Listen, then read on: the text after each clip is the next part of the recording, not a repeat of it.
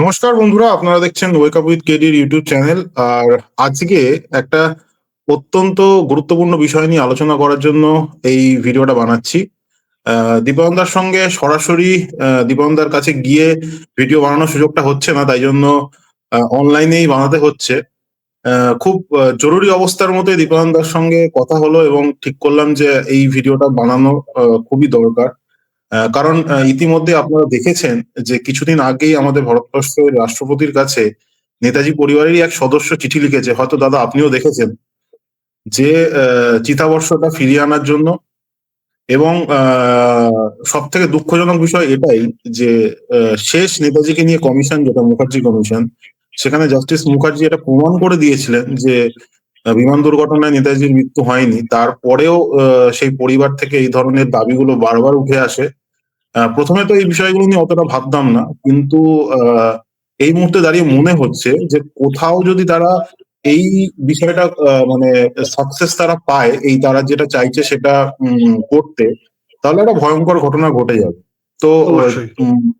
এটা নিয়ে আমি একটা অলরেডি ভিডিও বানিয়েছি, যেটা হয়তো দর্শক বন্ধুরা দেখেছেন। সেখানে আমি এটাও দেখিয়েছি যে চন্দ্রকুমার বসু তিনি বলছেন ভিডিওতে যে বিমান দুর্ঘটনায় মানে নেতাজির যে জীবিত থাকার বিভিন্ন প্রমাণ তিনি দিচ্ছেন, যে তিনি বিভিন্ন মানুষের কাছ থেকে শুনেছেন, কিন্তু আজ তিনি সম্পূর্ণ উল্টো কথা বলছেন। তো দাদা, তুমি তো একজন রিসার্চার, হ্যাঁ, এবং তুমি বইও লিখেছো।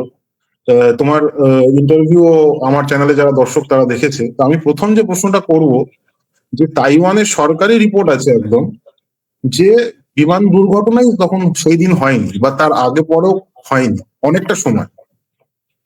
তো সেদিন তাহলে তোমার রিসার্চে কি উঠে আসছে যে সেদিন তাহলে কি হয়েছিল? সবার আগে যেটা বলার, এই চিতাভস্ম দেশে ফিরিয়ে আনার গল্পটা আজকের নয়। হ্যাঁ, এটা নেহেরু জমানার। নেহেরু প্রথম থেকেই চেষ্টা করেছেন।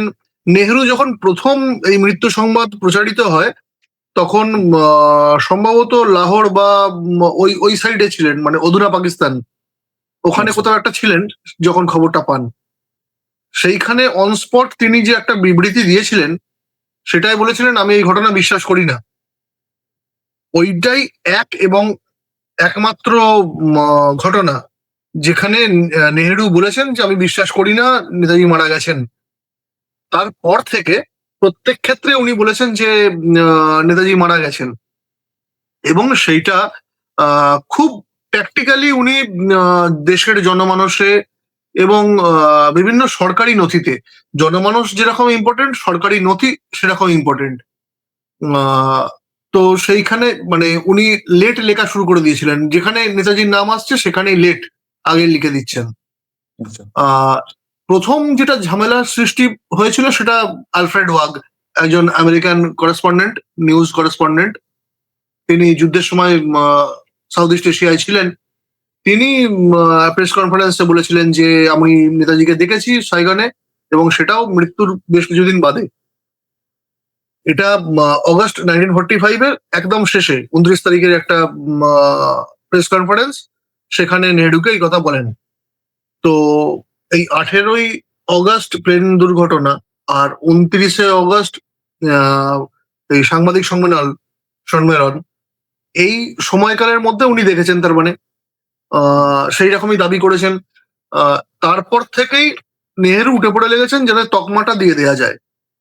সেই সময় বসু পরিবার, মানে শরৎচন্দ্র বসু বেঁচে, তার ছেলেরা মানে শিশির বসু বা উম, অমিয় বসু, অমিয় বসুর কথাটা এখানে খুব ইম্পর্টেন্ট। এনারা সবাই জীবিত এবং ভালোভাবে আছেন। সুরেশ বসুর ছেলেরা, অরবিন্দ বসু, এরা সব মানে রীতিমতো অ্যাক্টিভ এই ইস্যুতে, আইএনএ, রিলিফ ফান্ড, এইসব বিষয়ে সেই মুহূর্তে রীতিমতো অ্যাক্টিভ। শরৎচন্দ্র বসু যখন বলছেন যে আমি মানি না, হাবিবুর রহমানকে যখন লালকেল্লায় বিচার চলেছে, সেই তারপরে ছাড়া হচ্ছে, তারা বিভিন্ন সময় আসছেন, গান্ধীজির কাছে যাচ্ছেন, শরৎ বসুর কাছে আসছেন, তারা জিজ্ঞেস করছেন বিভিন্ন জিনিস, তারা স্টেটমেন্ট দিচ্ছেন যে মারা যাননি। হাবিবুর রহমান সেম স্টেটমেন্ট বহুদিন রেখে গেছেন। হাবিবুর রহমান সেই স্টেটমেন্টটা বহুদিন রেখে গেছেন। একবার শুধু 1951 সম্ভবত বা 54, আমার এক্সাক্ট মনে নেই, আনন্দবাজারে উনি বিবৃতি দিয়েছিলেন, আনন্দবাজারে ছাপা হয়েছিল যে হাবিবুর বলেছেন যে নেতাজি প্লেন ক্র্যাশে মারা যাননি। আচ্ছা। এবং এই সম্পর্কে একটা বিবৃতি উনি যখন হাবিবুর রহমান, আয়ার, এরা সবাই টোকিওতে রয়েছেন, অ্যারেস্ট হননি, সেই সময় হাবিবুর রহমান একটা হাতে লিখে নিজের জবানবন্দি বলতে পারেন, তো এইটা একটা আয়ারকে দিয়েছিলেন, যেটা পরবর্তী ক্ষেত্রে হাত ঘুরে ব্রিটিশ গভর্নমেন্টের কাছে আসে, সেগুলো ফাইল বন্দি হয়ে আছে, এখনো দেখা যায় সেগুলো ওপেন আছে। তো সেখানে হাবিবুর রহমান এক জায়গায় বলছেন যে নেতাজিকে সেফলি দাইরেনে পৌঁছে দেওয়ার প্ল্যানিং তেরাউচির ছিল। এর পরবর্তী ক্ষেত্রে 51-এ আয়ার একবার নেহেরুর অনুরোধে টোকিও যান। মূলত উদ্দেশ্য ছিল সোনাদানা এইসবগুলো কোথায় কি আছে। তো সেই সময় আয়ারের সাথে টাডার দেখা হয়। টাডা ছিলেন হচ্ছে সাইগান বিমানবন্দরে সেই দিন উপস্থিত, যেদিন নেতাজি সঙ্গীদের নিয়ে গেলেন, আলাদা হয়ে গেলেন সাইগানে। সেদিন কিন্তু টাডা দালাতে তেরাউচির সাথে নেতাজির এই মধ্যস্থতার যেটা লিঙ্ক, কথাবার্তা বলা, আর একটা ফ্লাইট পাওয়া যাবে কিনা, এই যে দর কষাকষি, এটা উনি দেখছিলেন। তো টাডা একটা চিরকুট দিয়েছিলেন যেখানে বলা ছিল যে তেরাউচি সেফ প্যাসেজ ব্যবস্থা করে দিয়েছিলেন দাইরেন থেকে দাইরেনে যাওয়ার জন্য। তো এইটা হচ্ছে মূল একটা ঘটনা। চিতাভস্ম জিনিসটা এমনই, মানে একটা লোকের আইডেন্টিটি, সে জীবিত না মৃত, এটা স্থির করার জন্য, সেটা অরিজিনাল হোক আর না হোক, সেটা যথেষ্ট। যদি সেটা সরকারি স্বীকৃতি থাকে, মানে আমি বলতে চাইছি যেরকম একটা ভাওয়াল সন্ন্যাসীর কেস যেরকম ছিল, এইসব ধরনের কেসে কি হয়, প্রথম যে মৃত ঘোষিত ব্যক্তি, বলা হচ্ছে যে ওটাই তার চিতাভস্ম, বা মারা গেছেন, আমরা দেখেছি 14টা লোক বলছে। তারপরে একটা লোক ফিরে এসে তার মতো দেখতে, সে বলছে যে আমি ওই অমুক ব্যক্তি। তো তখন যেটা হয় সেটা আইডেন্টিটি, এখন তো ডিএনএ এর ব্যাপার আছে, যদি ফিরে আসেন, এবার সেটাকেও তো মানে অনেক রকম ভাবে মডিফাই, কিছু না কিছু যদি গোলমাল কেউ পাকায়, মানে সরকারি একটা স্বীকৃতি দরকার। প্রথম সরকারি স্বীকৃতি, পাশাপাশি পারিবারিক স্বীকৃতি, মানে পরিবারের লোকজন বলবে হ্যাঁ এই আমাদের লোক, বাবা মা, তারপরে স্ত্রী, তারপরে সন্তানরা। এক্ষেত্রে বাবা মার প্রশ্ন উঠছে না, ততদিনে তারা নেই। রয়েছে ভাই আর তথাকথিত স্ত্রী। তার স্ত্রী বলতে এমিলি সেনকেল, যার কথা বলা হয়, তিনি প্রথম মানে মৃত্যুর কথা কিন্তু কোনোদিন বিশ্বাস করেননি, এবং এই চিতাভস্ম দেশে ফেরানোর জন্য প্রণব মুখার্জি বহু রকম ভাবে চেষ্টা করেছেন, একটা সময় আদার্স অফিসিয়ালরাও চেষ্টা করেছেন। এমিলি সেনকেল কিন্তু রাজি ছিলেন না, মানে, এবং কখনো বলেননি যে আমি বিশ্বাস করি নেতাজি মারা গেছেন। এই ভার্সনটা কিন্তু তার মেয়ে, মানে অ্যানিটা, নট অনিতা, অ্যানিটা পাফেন। আচ্ছা, অ্যানিটা বোস বলে লোকে। এবার উনি বোস পদবী জীবনে কোনোদিন যদি ব্যবহার করে থাকেন, সেই রকম ডকুমেন্ট যদি বিবাহ মেনে নিচ্ছেন যারা, তারা যদি দেখাতে পারেন তো বুঝবো। জীবনে কোনোদিন তিনি বোস ব্যবহার করেননি। শুধুমাত্র যখন চিতাভস্ম আনার গল্পটা উঠে আসে, তখন উনি খুব অ্যাক্টিভলি আমি অ্যানিটা বোস অমুক তমুক, আনন্দ বা মিডিয়া, দেশের মিডিয়া লাফাচ্ছে, সরকারও লাফাচ্ছে, তাকে অ্যানিটা বোস বলছে নির্দ্বিধায়, কিসের ভিত্তিতে আমি জানি না। তো তিনি বলছেন, এবং প্রণব মুখার্জি লাস্ট যখন ওনাদের সাথে দেখা করেন, তখন এমিলি জীবিত, তখন একটা নরম গরম কথাবার্তা হয়, এবং অ্যানিটা বলেই দিয়েছিল যে এই ব্যাপারে পরিবারের তরফ থেকে ফাইনাল ডিসিশন আমার হবে, এইরকম একটা স্টেটমেন্ট মোটামুটি এইরকম একটা স্টেটমেন্ট দিয়েছিল। এত বড় স্টেটমেন্ট দেওয়ার মতো অ্যানিটা আদেও অধিকারী কিনা আইনত, সেটা তো অবশ্যই ভাববার বিষয়। কিন্তু এই ঘটনার পরে পরিবার সূত্রে কখনো কেউ কোনো আপত্তি জানাননি। সেটা বিবাহপন্থীরা, এখন তো সবাই বিবাহপন্থী হয়ে গেছেন। একটা সময় সুরেশ বসু বিশ্বাস করতেন না, কিন্তু তার পরবর্তী জেনারেশন করেছেন। তো বিবাহটা ছেড়েই বলছি, এই চিতাভস্মটা দেশে ফেরানো মাঝে মধ্যেই হাওয়া ওঠে, বহুদিন আগে থেকে উঠছে। হ্যাঁ, এটা ঘটনা যে একটা চিতাভস্ম নেতাজির নামে নামাঙ্কিত করে রেঙ্গজিতে রাখা আছে। বহু লোক দেখেছেন সেটা। তারা লিখে গেছেন, তারা বিবৃতি দিয়েছেন যে তারা কেউ কেউ খুলে দেখেছেন, সেই সৌভাগ্য হয়েছে। প্রথম থেকে শেষ পর্যন্ত তারা, মানে শেষ পর্যন্ত বলতে আমি বলতে চাইছি মুখার্জি কমিশনের সময়কাল। তো তারা বিভিন্ন সময় বলেছেন যে আমরা খুলে দেখেছি এইরকম। তো চিতাভস্মর মজা হচ্ছে, এই ব্যাপারে প্রথম আলোকপাত পাই হচ্ছে যখন সানাজ কমিটি জাপানে গিয়ে জেরা করছেন, মানে জবানবন্দি নিচ্ছেন বিভিন্ন ব্যক্তির। সেখানে যারা ওই শেষকৃত্যে ছিলেন, তারা হাবিবুর রহমান এবং আদার্স যারা ছিলেন সেনা আধিকারিকরা, তারা দাহ করতে দিয়ে চলে এসছেন। এরকম নয় যে আমাদের আজকের মতো যে দাহ করে ছাই চিতাভস্ম নিয়ে চলে এসছেন দিনের দিন। তারা পরদিন গেছেন, পরদিন গিয়ে চিতাভস্ম বার করা হয়েছে ওই সবাদার থেকে। সেখান থেকে চপস্টিক দিয়ে, মানে এটা ওদের রিচুয়াল, চপস্টিক দিয়ে ব্যাখ্যা করছেন এইভাবে যে আমরা নিয়ম অনুসারে প্রথমে গলার কাছ থেকে হাড় তুললাম, তারপর পাঁজরার কাছ থেকে, মানে এরকম বিভিন্ন জায়গার অংশের হাড় তোলা হয়েছে, ভস্য কালেক্ট করা হয়েছে। তার মানে সেখানে কিছু হাড় ছিল আর কিছু ভস্যও ছিল, এছাড়া অন্য কিছু ছিল না। এই জিনিসটা সবাধারে ওই আর্নে করে নিয়ে, পাত্রে নিয়ে হোঙ্গাজি, নিশি হোঙ্গাজি সম্ভবত, মানে তাইওকুতেই একটা বুদ্ধিস্ট টেম্পলে রাখা হয়েছিল। পরবর্তী ক্ষেত্রে সেটা হাবিবুর রহমানের সঙ্গে টোকিও গিয়ে ওটা রেইনগোজিতে স্থান পেল। এবার ব্যাপার হচ্ছে, প্রথম প্রশ্ন তো চিতাভস্মটা কার। আমি ধরে নিলাম নেতাজি বিমান দুর্ঘটনায় মারা গেছেন।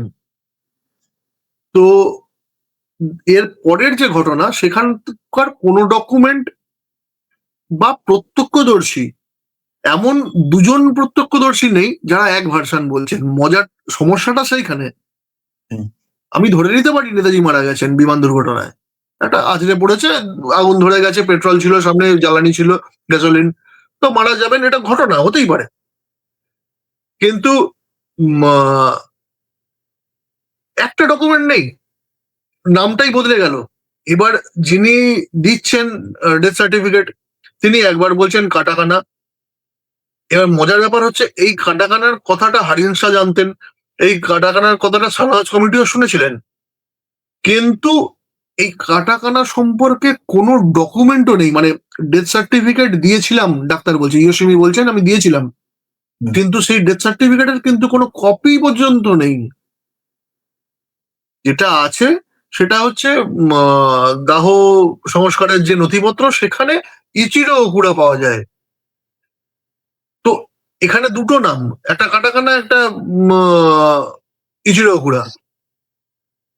এবার এই দুজন যে আদেও এক লোক, আমি তো নেতাজির কথা ছেড়েই দিলাম, এই দুজনও যে আদেও এক লোক এরকমও কোনো তথ্য বা প্রমাণ আমাদের কাছে নেই, তখনও ছিল না, এখনো নেই। তো মারা গেলটাকে, আর প্রত্যক্ষদর্শী বিবরণ ধরে মেনে নেওয়া যায় দুজন অন্তত একই কথা বলুক। এতগুলো লোকের মধ্যে দুজন বললো না। আর মজার ব্যাপার, কারা মারা গেল? নেতাজি তো একা মারা যাননি, নেতাজি তো একা মারা যাননি, প্রায় 13 জন। মজার ব্যাপার, যখন সানওয়াজ কমিটি অনুসন্ধান চালিয়েছে, তদন্ত, তখন শাহনওয়াজ কমিটির রিপোর্টটা খুব মজাদার। প্লেন কখন ছাড়ছে বলছে সঠিক করে বলা যাচ্ছে না, প্লেন কখন ভেঙে পড়লো সঠিক করে বলা যাচ্ছে না, নেতাজি কখন মারা গেল সঠিক করে বলা যাচ্ছে না, তবু এই সময়ের মধ্যে মানে কোনো কিছুই সঠিক করে বলা যায় না, কিন্তু মারা গেছিলেন এটা সত্যি। এত বড় একটা বড় অধিনায়কের মারা যাওয়ার বিষয়, সেটা হ্যাঁ, তার কোনো কিছু ঠিকঠাক এবং তথ্য নেই। এটা এটা সুরেশ বসু তার ডিসেন্সিয়েন্ট রিপোর্টে বলেছেন যে শাহনওয়াজ খান সাক্ষীদের ভার্সন বদলে দিতেন। যেরকম ওই যখন নেতাজির মানে সোকল্ড কফিন হসপিটাল থেকে, রানমন হসপিটাল থেকে আহ, চুলি শ্মশানে নিয়ে যাওয়া হচ্ছে, সেখানে এক ভদ্রলোক বলেছেন, সামরিক একজন অফিসার, যে একটা টুলের ব্যবহার হয়েছিল। তো শাহনওয়াজ বলেছেন যে একটা টুলে এই জিনিস যেতে পারে, এইভাবে যেতে যাওয়া যায় না, মিনিমাম দুটো টুল লাগবে। তো যে টাইপ করছে রিপোর্ট তাকে বলা হলো যে তুমি দুটো টুল লেখো। তো এইরকম শুধু ছোটখাটো জিনিস নয়, মানে বহু জায়গায় উনি এরকম আহ, সাক্ষীর ভার্সন বদলে দিয়েছেন নিজের ইচ্ছে আচ্ছা। মতন। এবার একটা জিনিস বুঝতে হবে যে নেতাজি যখন প্লেন ক্র্যাশে যে মৃত্যু গল্পটা বা ঘটনাটা যাই বলুন, এটায় কারা কারা, নেতাজি কিন্তু একা মারা যাননি। হ্যাঁ, হুম। মোটামুটি বলা হয় যে 13 জন মতন ছিলেন। এবার শাহনওয়াজ কমিটি কেন, এটা খোসলা কমিশনের বক্তব্য ছিল যে সঠিক কতজন ছিল, 13 বা 14, কনফার্ম নয়। তো মোটামুটি 13 জনের হিসেব পাওয়া যায়, একজনের নাম পাওয়া যায় না। গান অপারেটর যিনি যিনি ছিলেন তার নাম কোথাও পাওয়া যায় না। তো মারা গেছিলেন কারা, মারা গেছিলেন দুজন পাইলট। দুজন পাইলটের মধ্যে আয়োগী যিনি ছিলেন, আয়োগী ছিলেন ওয়ারেন্ট অফিসার। ওয়ারেন্ট অফিসার কিন্তু উনি এক্সপার্টিস ছিল কোডিং, এনকোডিং, বিভিন্ন সংকেত পাঠানো, এইসব স্পেশালিস্ট। নেতাজি তো 3 জন হলো। আহ শ্রীদেই, শ্রীদেই নিজে মানে আর্মি লেফটেন্যান্ট জেনারেল তো বটেই, প্লাস সোভিয়েত স্পেশাল মানে ইন্টারন্যাশনাল রিলেশন স্পেশালিস্ট, হুম। গান অপারেটর,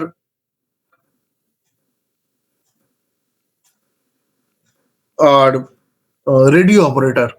মানে একটা এরকম এসকেপ প্ল্যান করতে, এরকম একটা অন্তর্ধান প্ল্যান করতে গেলে, ঠিক একটা ফ্লাইট নিয়ে গেলে যে কটা লোকের অপরিহার্য, মানে একটা এক্সট্রা লোক নয়, একটা বডিগার্ড দরকার, গান অপারেটর, একটা রেডিও অপারেটর দরকার যারা পুরো কমিউনিকেশনটা চালাবে, আহ একটা যেখানে যাচ্ছে সেখানকার ইন্টারন্যাশনাল রিলেশন দরকার হবে, সে যাচ্ছে, কোডিং এনকোডিং এর লোক যাচ্ছে, পাইলট যাচ্ছে।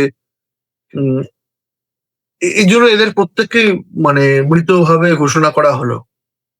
এবার আচ্ছা। চিতাভস্মর গল্পটা আমি আবারও ফিরছি, চিতাভস্মর গল্পটা আজকের দিনে যিনি তুলছেন, এটা তো মানে বহু লোক বহুভাবে বহুবার তুলেছে। আহ আজকের দিনে হঠাৎ করে তোলা, এটা কিন্তু চন্দ্র বসু যিনি তুলছেন, আহ উনি একটা জিনিস, আপনি যেটা প্রথম বললেন হুম। যে উনি কিন্তু একটা সময় জোর গলায় বলেছেন যে হুম। বিমান দুর্ঘটনা ঘটেনি, এটা তো ঘটনা, কোনো প্রমাণ নেই, উনি নিজে জোর গলায় বলেছেন। তাহলে আজকে যখন বলছেন, তাহলে আজকে নিশ্চয়ই এমন কোনো তথ্য প্রমাণ ওনার কাছে এসছে যেটা জীবিত থাকা ঘটনাটাকে নস্যাৎ করে দিচ্ছে যে মারা গেছিলেন প্লেন ক্র্যাশে। হুম। তো সেইটা উনি সামনে আনছেন না কেন? উনি একটা চিঠি দিয়ে রাষ্ট্রপতিকে দাবি জানাচ্ছেন। হুম। হ্যাঁ, ওনার পরিবারের কোনো ব্যক্তি তার চিতাভস্ম কোথাও রাখা আছে সরকারি খরচে, উনি সেটা ফেরত আনতেই পারেন। এই চিতাভস্মতে হাড় থাকার কথা, ছাই থাকার কথা। তো সেখানে টাইম টু টাইম জিনিস বদলেছে, হাড়ের সংখ্যা, হাড়ের পরিমাপ এবং বিভিন্ন পোর্শনের হাড় বদলেছে, বিভিন্ন লোকের ভার্সন বদলেছে। যখন একজন প্রথমে বলেছেন যে শুধু এই কটা হাড়, অল্প হাড় আছে, আরেকজন এসে বলেছেন যে না, হাড়ের সাথে ছাই আছে। আচ্ছা। লাস্ট যেটা মুখার্জি কমিশন জানতে পেরেছে যে সেখানে ব্রাউন পেপার অব্দি আছে, কাগজ, ইন্টারেস্ট। ব্রাউন পেপার, চোয়ালের হাড়, মাথা খুলির একটা পার্ট, মানে এইগুলো অব্দি এসে গেছে। মানে এগুলো এডিশন হয়েছে। এগুলো এডিশন হয়েছে এবং নারায়ণ সান্যাল এটা আমাদের বাঙালি গবেষকরা যদিও বা মানেন, নন বেঙ্গলি যারা আছেন, আহ, অবাঙালি গবেষক যারা আছেন, তারা কেউ ঘুণাক্ষরেও ভদ্রলোকের নাম নেন না। এটা অন্যায় এবং অপরাধ যে এই ব্যাপারে নারায়ণ সান্যাল সেই যুগে যে কাজ করে গেছেন, মানে হ্যাটস অফ টু হিম। উনি যেসব ছবি দিয়েছেন, তার আগে যেসব ফাইলপত্রে যেসব ছবি পাওয়া যায়, ওই সবাধার যেটা রাখা ছিল, আর আজকের দিনে যেটা পুরোপুরি আলাদা। এই সব কিছুর ওপর আমি আবার একটাই কথা বলবো, ধরে নিলাম বিমান দুর্ঘটনায় নেতাজি মারা গেছেন, কাটাকানাও নেতাজির নাম, ইচিরোকুরাও নেতাজির নাম, যাকে দাহ করা হলো তিনিও নেতাজি, চিতাবস্ত্র রেঙ্কোজিতে রাখা হলো। রেঙ্কোজির চিতাতে 1989-এ একটা আগুন লাগে সেপ্টেম্বর মাসে। এটা সব বর্তমান পত্রিকায় বরুণ সেনগুপ্ত খবর করেছিলেন, এটা ইন্টারন্যাশনাল নিউজ, এভরিবডি নোজ। এবং মানে এই আগুনটা বিধ্বংসী আগুন ছিল, যাতে মন্দিরটি সম্পূর্ণ ভস্মীভূত হয়ে গেছিল।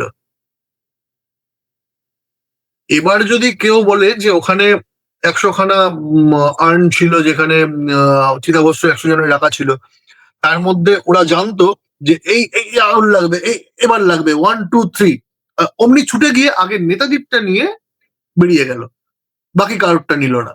এটা তো একটা অ্যাবসার্ড জিনিস। ওটা ইম্পসিবল একটা। তাহলে ওইটাকেই মেনে নিতে হয় যে ওই রকমই করেছিল, আগুনটা লাগানো হয়েছিল বা ওরা আগে থেকে জানতো। জিনিসটা থাকলো কি করে? হ্যাঁ, ইন্টাক্ট থাকলো কি করে? সম্পূর্ণ ভস্মীভূত জিনিসের মধ্যে থেকে আজকে যে জিনিসটা দেখানো হচ্ছে সেটা এলো কোত্থেকে? তাহলে যদি হয়েও থাকে ওই ছাইটা, তো সে তো নষ্ট হয়ে গেছে। আজকের এই চিতাবস্ত্রটা এলো কোত্থেকে? এর একটা মজা আছে। এই যে ট্রান্সফরমেশনটা, ব্রাউন পেপার এবং নতুন হাড়, মানে হাড়ের কোয়ালিটি দেখে বোঝা যাচ্ছে যে মানে অন্যরকম। ইভেন মানে এখনকার কিছু গবেষক তো এও দাবি করেন যে ওখানে জীবজন্তুর কোনো হাড়ও থাকতে পারে। তো যারা দাবি করেন তাদের কথা কিন্তু ফেলনা নয়, মানে তারা কোয়াইট সিরিয়াস এই ব্যাপারে। কিন্তু মজার ব্যাপার হচ্ছে, মুখার্জি কমিশন যখন যাবে প্ল্যান করছে, তখনও যে গিয়ে উঠতে পারেনি। সেই সময় হঠাৎ করে একজন সংসদীয় পদে থাকা একজন মহিলা হঠাৎ করে ছেলেকে নিয়ে জাপান চলে যান। তার স্বামী কিছুদিন মারা গেছেন, কিছুদিন হলো, মানে সেই সময়কার কথা বলছি। তারপরে পরেই উনি জাপান চলে যান, টোকিও। তিনি এমন কোনো ডিপার্টমেন্ট রিপ্রেজেন্ট করতেন না বা এমন কোনো জায়গায় ছিলেন না যেখানে সাথে টোকিওর কোনো কাজকর্ম, মানে সরকারি কাজে নয়, কিন্তু আবার সরকারি খরচাতেই গেছিলেন। তো গিয়ে তিনি কিন্তু রেঙ্কোজি ভিজিট করেছিলেন। আচ্ছা। তো সেই সময় কে মারা গেছিলেন সেটা তো লোকে পাবলিক জানে, এবং না হলে আমার মনে হয় যে তুমি বলে দ্যাট ইজ এনাফ। যারা বোঝার তারা অবশ্যই বুঝতে পারছে। যারা বোঝার বুঝবেন, যারা না বোঝার তারা গুগল করে নেবেন। এখনকার যুব সমাজের ওপর এটুকু ভরসা আছে। আর তো এইভাবে তো দাবি ব্যক্তিগতভাবে তোলা যায় না। নেতাজির মতো ব্যক্তিত্ব, তার চিতাভস্ম দেশে ফিরবে কি ফিরবে না সেটা পারিবারিক বিষয় হতে পারে না। পারিবারিক বিষয় হলেও আজকে যদি ফিরিয়ে আনাও হয়, ফিরিয়ে আনুক, কোনো অসুবিধা নেই, কিন্তু সেটা পাবলিকলি শো করতে পারবে না। পাবলিকলি শো করতে হলে তাকে প্রমাণ করতে হবে যে নেতাজি মারা গেছে, হ্যাঁ এই চিতাভস্মটা তার।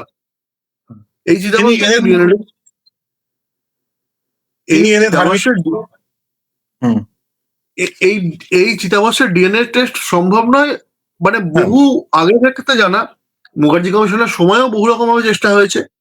একটা জিনিস হতে পারত, যেটাকে বলে নৃতাত্ত্বিক গবেষণা, অ্যানথ্রোপোলজিক্যাল একটা টেস্ট হতে পারত। সেটা থেকে বোঝা যেত লোকটার হাইট, পুরুষ না মহিলা, কি খেত কি খেত না, মানে এই সমস্ত লাইফস্টাইল থেকে আরম্ভ করে তার হাইট, কমপ্লেকশন, সমস্ত কিছু এগুলো জানা যেত। তো এটাও অনেকটা হেল্পফুল হতো। মোটামুটি একটা আইডিয়া তো তার পাওয়া যেত ফিজিকের ওপরে। সেটা কিন্তু টেস্ট করায়নি। ডিএনএ টেস্ট সম্ভব নয়, ঠিক আছে, দরকার নেই। ওই টেস্টটা করলে তো বোঝা যেত যে হাইটটা ম্যাচ করছে, শারীরিক গঠন ম্যাচ করছে, পুরুষ না স্ত্রী। হুম। এবং মানে জাপানিদের যে অ্যানথ্রোপোলজিক্যাল স্ট্রাকচার, ইন্ডিয়ানদের যে অ্যানথ্রোপোলজিক্যাল স্ট্রাকচার, সেটা একটু আলাদা হলেও হবে, সেটুকু প্রমাণিত হবে, সেটুকু বোঝা যায়। সেই চেষ্টাটা কিন্তু ওরা কেউ করেনি। তো উইদাউট প্রমাণ এইভাবে নিয়ে আসার কোনো মানে হয় না। অমিয় বসু আজীবন, অমিয় বসু বলে গেছেন নেতাজি বিমান দুর্ঘটনায় মারা যায়নি। চন্দ্র বসু খালি আজকে ওনার বাবাকে মিথ্যাবাদী প্রমাণ করছেন। আমি ওনার কাকা, ভাই, বন্ধু, জ্যাঠামশাই বা দাদু যারা আছেন তাদেরকে অগ্রাহ্য করেই বলছি, ওনার নিজের শুধু বাবার কথা বলছি। অমিয় বসু চিরকাল বলেছেন, ইভেন যখন শাহনওয়াজ কমিশন ওনার বাড়িতে এসছে, উনি ঘড়ি তুলে, ছবি তুলে, মানে এক একটা করে জিনিস সামনে ধরে ধরে বলেছেন যে এইরকম জিনিস দেখান একটাও, যার থেকে প্রমাণিত হবে যে বাবু মারা গেছেন। শাহনওয়াজ খান এড়িয়ে গেছে সেসব ঘটনাগুলো। চিতাবর্ষ ব্যাপারটা এখানেই মানে বেকার। রাষ্ট্রপতির কাছে ব্যাপারটা কি বলুন তো, আপনি যেখানে আছেন, আমি যেখানে আছি একটা সাধারণ মানুষ হিসেবে, দুম করে রাষ্ট্রপতিকে চিঠি লিখলে যে গুরুত্ব পাবো, আমার সুভাষচন্দ্র বসুর পরিবার, সে আমি যত খারাপ লোকই হই না কেন, আমি যতই দল বদল করি, রাজনীতি বদল করি, ধান্দা খুঁজে বেড়াই, আমার গুরুত্বটা আলাদা হবে। সেই আশা নিয়ে করেছেন চিঠিটা। এর প্রতিবাদে আমাদের তরফ থেকে এই মুহূর্তে তো কিছু করার নেই। আমরা সমাজ মাধ্যম থেকে আরম্ভ করে যতটা সম্ভব লোক মানে জনমানুষকে সচেতন করতে পারি যে এই ঘটনা ঘটছে। কারণ এই জনগণই একটা সময় আনন্দবাজারে এমিলি সেনকেল আর সুভাষচন্দ্র বসুর প্রেম কাহিনী এরকম একটা গল্প লিখেছিল বলে আনন্দবাজারের কপির পর কপি জ্বালিয়ে দিয়েছিল। তো সেই জনগণ জাগবে এরকম অন্যায় হলে। আর হ্যাঁ, একটা যে প্রশ্নটা আপনি করেছেন সেটা হচ্ছে সেই দিন তাহলে 18ই আগস্ট কি হলো? 18ই আগস্ট কি হলো এটা বলতে গেলে আমাকে ব্যক্তিগত মতটা বলতে হবে, কারণ পুরো ডিটেলস নিয়ে তো বলা আলোচনা করা সম্ভব নয়। ব্যক্তিগত মত যে বিমান দুর্ঘটনা হয়নি। বিভিন্ন ক্ষেত্রে, বিভিন্ন সময়ে, বিভিন্ন ব্যক্তি, বিভিন্ন সাক্ষী, ইভেন আমি বলবো আমাদের এমপি ছিলেন ডক্টর সত্যনারায়ণ সিনহা, ইনিও নিজে ব্যক্তিগত স্তরে একটা গবেষণা করেছেন, হারিন শাহ, সমস্ত নিয়ে বলছি একটা ওভারঅল, যে কেউ বলেছেন যে যারা বলছেন যে বিমান দুর্ঘটনা ঘটেনি, মানে মারা যাননি, তারা বলছে যে একটা মক ড্রিল টাইপের হয়েছিল, একটা ফলস বিমান ভেঙে পড়েছিল। কেউ বলেছে কিছু জনকে মৃত বসিয়ে তারপরে ক্রাশ করানো হয়েছিল। যেটা আমার ব্যক্তিগতভাবে ফাইন্ডিংস যে কোনো বিমানই ভেঙে পড়েনি। আচ্ছা। ব্যাপারটা বোঝার দরকার। আমি এইটা বোঝার জন্য একটুখানি ব্যাক করতে হবে। কোন সময়ে তাইওয়ান সরকার এই রিপোর্টটা করেছে 56-এ, যেটা ইন্ডিয়া জেনেছে, ব্রিটেন জেনেছে। জাপান আত্মসমর্পণ করেছে, ঘোষণা করেছে 15th অগস্ট, আর ডিসিশনটা নিয়েছিল 10th অগস্ট। এর থেকে একটু আমি ব্যাকে যাচ্ছি 1944, যখন প্রথম বার্মা ফ্রন্টে একচোট যুদ্ধ হয়ে গেছে, আইএনএ পিছু হটে গেছে, প্রথম অভিযান ব্যর্থ হয়েছে, নেতাজি একদল সঙ্গী নিয়ে নভেম্বর মাসের একদম শুরুতে 2রা নভেম্বর টোকিও চলে যাচ্ছেন। টোকিও গিয়ে প্রাইম মিনিস্টার থেকে শুরু করে বিভিন্ন সেনা আধিকারিক এদের সাথে দেখা করছেন। কিছু ওনার টোকিও ক্যাডেট ছিল যারা এয়ারফোর্স আর নেভির ট্রেনিং নিচ্ছিল, 50 জন, তাদের সাথে দেখা করেছেন। এই যে সময়কালটা, এইটা একটা ইম্পর্টেন্ট সময়। উনি 30 তারিখ নভেম্বরের ব্যাক করেছেন, টোকিও ছেড়েছেন, 2 তারিখ পৌঁছেছেন। তো এই যে 28 দিনের একটা ব্যাপার, 28-29 দিন ওখানে ছিলেন, উনি কি করেছেন? এতদিনের সরকারি সফর উনি টোটাল যতদিন ছিলেন ইস্ট এশিয়ায়, সাউথ ইস্ট এশিয়ায়, এতদিন কিন্তু কোথাও উনি স্টে করেননি। আচ্ছা। এর মধ্যে মানে সেই সময় যে সময় যাচ্ছেন উনি, সেই সময় বার্মা ফ্রন্টে কিছু কিছু জায়গা তখনও তো আজাদিনদের আন্ডারে ছিল, পুরোপুরি তো ব্রিটিশরা ক্যাপচার করেনি। ইউ বলে একটা জায়গা ছিল যেখানে যে ক্যাম্পে, আজাদিনদের ক্যাম্পের কোয়ার্টার মাস্টার ছিল লেফটেন্যান্ট সাধু সিং। এই সাধু সিং ব্রিটিশ মোল ছিল, খোঁচর আচ্ছা। আজাদিনদের ভেতরে। তো সেই সময় মানে নেতাজি জাপান গেছেন, সেই সময় খবর পাচ্ছে সাধু সিং, তার কিছু সোর্স আছে সেখান থেকে খবর পেয়েছে, সেই খবর ব্রিটিশ সেনাবাহিনীকে পাচার করছে যে নেতাজি কিন্তু এই মুহূর্তে রাশিয়া চলে গেছেন। এটা 1944 নভেম্বর, রাশিয়া চলে গেছেন, শিগগিরই ফিরবেন, এইটুকুই খবর। এই জিনিসটা যে উনি রাশিয়া ঘুরে এসছেন, এটা ওই নভেম্বরের শেষে যখন উনি আবার ফিরে এলেন সিঙ্গাপুর, তখন একটা হাওয়ায় খবর উড়েছিল, কিন্তু কেউ কারোর সাহস ছিল না জিজ্ঞেস করবে যে আপনি ঘুরে আসছেন নেতাজি, কই বললেন না তো। এই কথা বলার মতো লোক ছিল না। এবার ব্যাপার হচ্ছে বাকিরা যারা সাথে গেল তারা কিছুই জানলো না। এটা একটা নেতাজি ট্রিক তো করেছেন, কারণ উনি বেশ কিছু ইনস্টিটিউট, আইআইএল এর লিগের, ইন্ডিয়ান ইন্ডিপেন্ডেন্স লিগের দপ্তরগুলো, এইসব জায়গাগুলো পরিদর্শন করেছেন। আমি একটা রাফলি হিসাব করেছি যে সরকারি কাজ দিন 10 যদি উনি করে থাকেন, দিন 5 এই পরিদর্শন, এটা ওটা এইসব করবেন। কারণ উনি যেটা করতেন সেটা রিগরাস, এরকম না যে আজকে দিনে একটাই মিটিং করলাম, উনি সেই রকম লোক ছিলেন না, টানা কাজ করে যাওয়ার লোক। তো ম্যাক্সিমাম দিন 15, দিন 17, দিন 20, তারপরেও প্রায় 1 সপ্তাহ মতন সময় হাতে থেকে যায়। এই সময়টার কোনো হিসেব নেই যে এই সময়টায় কি করেছেন উনি। এই গেল এক। দ্বিতীয় হচ্ছে নেতাজি যতবারই জাপান গেছেন ভায়া তাইহোকু গেছেন। এটা একটা রুট ছিল, একটা স্টপেজ ছিল যে তাইহোকুতে রেস্ট নেওয়া হতো। কিন্তু মজার ব্যাপার, এটা কিন্তু প্রথম থেকে মানে নেতাজি যাবে সাবাঙে এসছেন সাবমেরিনে, সেই সময় থেকে এইটার ঘটনা। তাইহোকু, মজার ব্যাপার, তাইহোকু এমন একটা জায়গা যেখানে ইন্ডিয়ান ইন্ডিপেন্ডেন্স লিগ নেই, সেখানে একটা ভারতীয়ও নেই, তার জন্যই লিগ নেই, একজন ইন্ডিয়ানও থাকতো না। তা সত্ত্বেও যতবার উনি গেছেন, এই জার্নিটা ভাবুন, লাস্ট জার্নি যেটাকে বলা হয়, সেটা বলা হচ্ছে যে 18ই আগস্ট দুপুরবেলা পৌঁছলো, উনি কিছু ওই স্ন্যাক্স কিছু খেলেন, তারপরেই ফ্লাইট ছেড়ে দিচ্ছে, মানে একটা স্মল ব্রেক। এইরকম ঘটনা কোনোদিন ঘটেনি।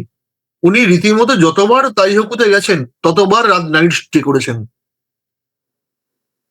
আচ্ছা। তো কিছু তো একটা ঘটনা, ওনার একটা জায়গা কমফর্টনেস, একটা কমফর্ট জোন এখানে ছিল। এই সময় যখন নভেম্বরে গেছেন টোকিওতে, তখন ইয়াকব মালিককে চিঠি দিচ্ছেন, মোলোটভকে চিঠি দিচ্ছেন, একদম পুরো ডিপ্লোমেসি যে আমরা সাহায্য চাই, একদম পরিষ্কার চিঠি রয়েছে। এর পরের ঘটনাটা হচ্ছে 1945 এপ্রিলে। এপ্রিলে সান ফ্রান্সিসকোতে একটা কনফারেন্স ইউনাইটেড নেশনের, সেখানে প্রায় 51খানা দেশ হাজির হয়েছে, সেখানে রাশিয়া গেছে। সেই সময় মোলোটভ রাশিয়ার সাথে একটা টাসেল হয় ইউএস এর এবং ব্রিটেনের, কিছু মত পার্থক্য, এবং যার জন্য মোলোটভ মাঝপথেই ওর কনফারেন্স ছেড়ে ব্যাক করেন। কিন্তু লাস্ট স্পিচ যেটা উনি দিয়েছিলেন, তাতে বলেছিলেন যে এই দিন আর বেশি দূরে নেই, সেই দিন যেদিন স্বাধীন ভারতের ভয়েস সারা পৃথিবীতে ইকো হবে, মানে ধ্বনিত হবে, যাই বলি আমি। তো মোরাল মোদ্দা কথা এটা ছিল আর কি, মানে ইন্ডিয়া তাড়াতাড়ি ফ্রি হবে, সেই একটা উনি আভাস একটা দিয়ে দিয়েছিলেন। তো হঠাৎ করে সোভিয়েত বিদেশমন্ত্রী একটা ইউএন এর প্ল্যাটফর্মে গিয়ে এরকম একটা স্টেটমেন্ট দেবেন, একটা হঠাৎ করে কিছু হয় না। এর সাইমালটেনিয়াসলি যেটা হয়, মাসখানেকের মধ্যে নেতাজি একটা বিবৃতি দেন যে এই মুহূর্তে ইউরোপকে রিকনস্ট্রাক্ট এবং ঠিকঠাক উন্নতির পথে নিয়ে যাওয়ার জন্য বেস্ট লিডারশিপ হচ্ছে স্ট্যালিনের লিডারশিপ, যেটা এই মুহূর্তে খুব দরকার। মানে একে অপরকে প্রেস করার ব্যাপারটা তখন থেকে চলছিল। আচ্ছা, এটা দেবনাথ দাস বলছেন পরবর্তী ক্ষেত্রে, বা কিছু জাপানি তারা এদের বক্তব্য ছিল যে জাপানিরা প্রথমে চায়নি রাশিয়ায় চলে যাবেন নেতাজি, রাশিয়ার কাছে হেল্প চান, কিন্তু একটা সময় গিয়ে 1945 এর মে মাসে গিয়ে জাপান মোটামুটি বুঝে গেছিল যে আমরা আর এগোতে পারবো না, তো বলেছিল যে আপনি কন্ট্যাক্ট করতে পারেন। তো ওই সময় এই ভাষণটা নেতাজি স্ট্যালিনের পক্ষে দিয়েছিলেন। এরপরে একটা ঘটনা বলবো যেটা আপনারা জানেন, নেতাজি অগাস্ট মাসের শুরুর দিকে, জুলাইয়ের শেষ, সেই সময় সেরামবামে চলে গেলেন সিঙ্গাপুর থেকে। কেন না, সেখানে একজন চাইনিজ স্পাই ধরা পড়েছিল, মহিলা। জাপানিরা ওকে চাইছিল যে এবার আমাদের হেফাজতে দাও, আজাদিন ছাড়বে না। আজাদিনদের যে 3জন জাজ ছিল বিচারের, তার মধ্যে একজন ছিল হাবিবুর রহমান। এবার এটা একটা ইম্পর্টেন্ট ব্যাপার, মানে হাবিবুর রহমান সেই সময় সেরামবামে আছেন। আচ্ছা আচ্ছা, সেখানে নেতাজি সিঙ্গাপুর থেকে হাবিবুর রহমানের কাছে এলেন। এখানে লাস্ট জার্নি বলতে যে জার্নির কথা আমরা শুনছি, সেখানকার কোনো মেম্বার কিন্তু এখানে নেই, সেরামবামে নেই তখন। আয়ার সঙ্গে এসছেন, আয়ারকে নিয়ে উনি কুয়ালালামপুর গেছেন, দিয়ে নিজে ব্যাক করেছেন। তো হাবিবের সাথে একটা একান্ত আলোচনার জায়গা ছিল। আর এরপর জুলাইয়ের শুরুতে, এরপরের পয়েন্ট যেটা আমি বলবো, যে জুলাইয়ের শুরুতে যা যুদ্ধের পরিস্থিতি ছিল, জাপান বুঝে গেছিল যে আমরা সার্ভাইভ করতে পারবো না। তো জাপান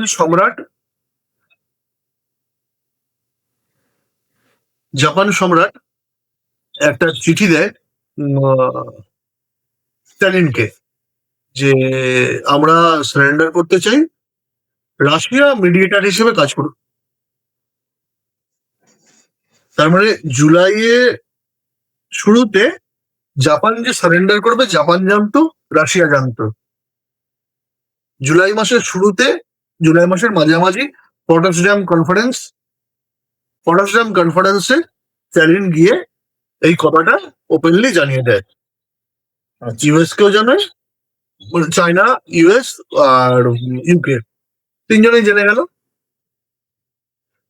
তোমরা বারণ করলো বলে রাশিয়া আর এগোলো না, মানে মিডিয়েটার হিসেবে কাজ করলো না, বরঞ্চ উল্টে অ্যাটাক করলো। তো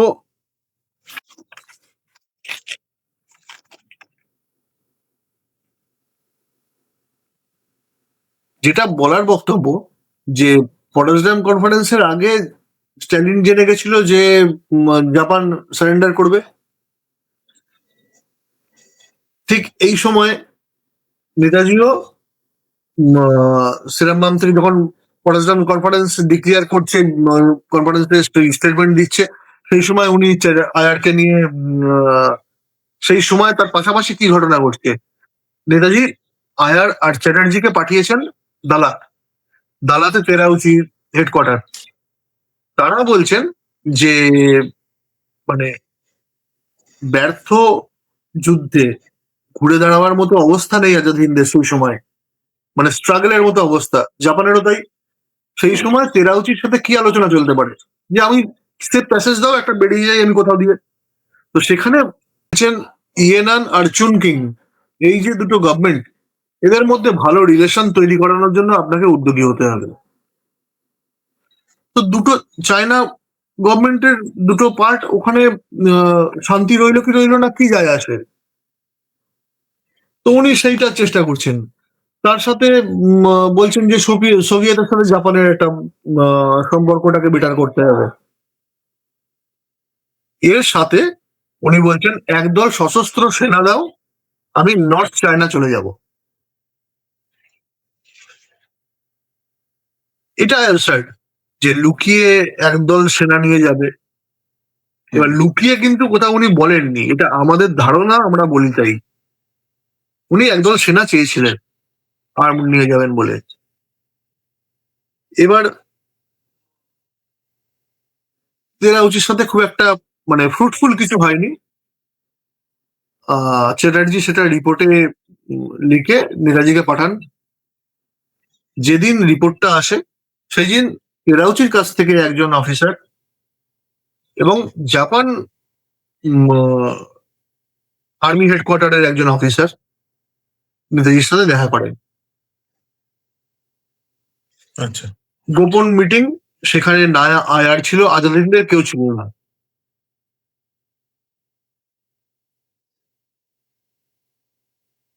এই মিটিংটার পরের ঘটনাই হচ্ছে নেতাজি হঠাৎ করে বললেন আমি সেরামাং যাব। কিনা চাইনিজ স্পাইটা ধরা পড়েছে, মহিলা।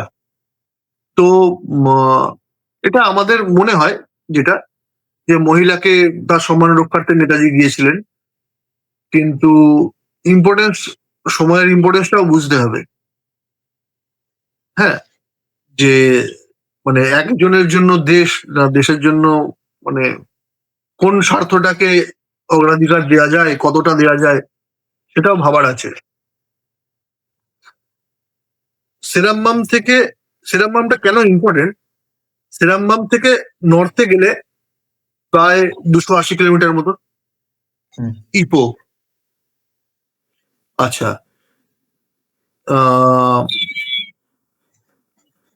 আরো 140 কিলোমিটার মতন পেনাং।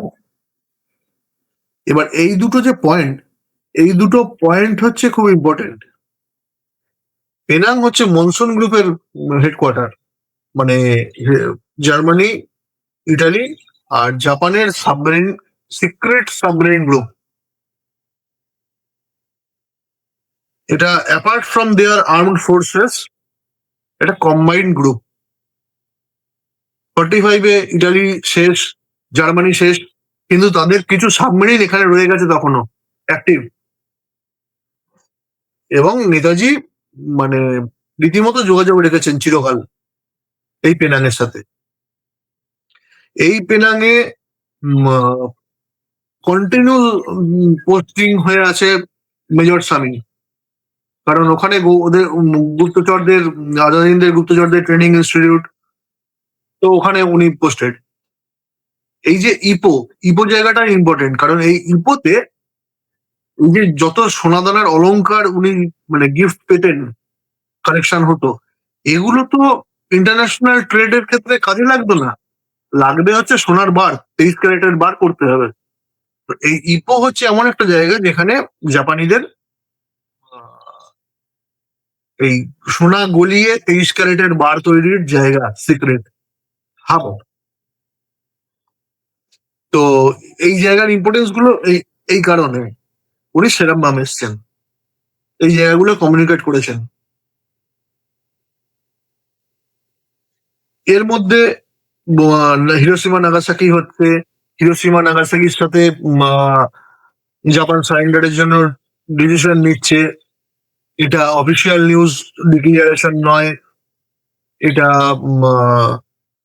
মালাক্কা থেকে আইআইএল এর লিগের সেক্রেটারিরা আসছে, লুকসুমিয়া, গণপতি, এরা এসে খবরটা দিচ্ছেন। নেতাজি তারপর মানে তখন অব্দি এনাদের আলোচনাটা কি, আলোচনার বিষয়বস্তু জাপান যদি সারেন্ডার করে আমাদের সারেন্ডার আলাদা হবে, আমরা সারেন্ডার করছি না।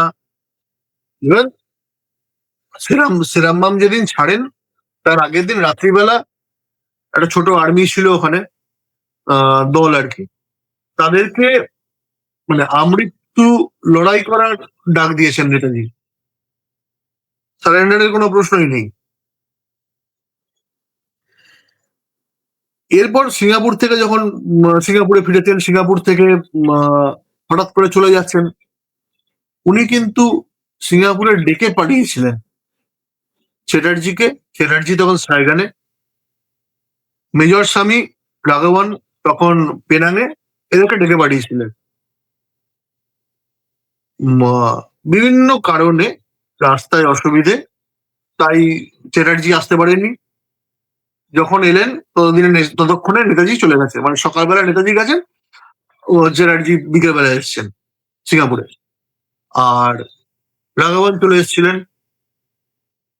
নেতাজির কথার অবাধ্য একজনই হয়েছিলেন, সেটা মেজর স্বামী।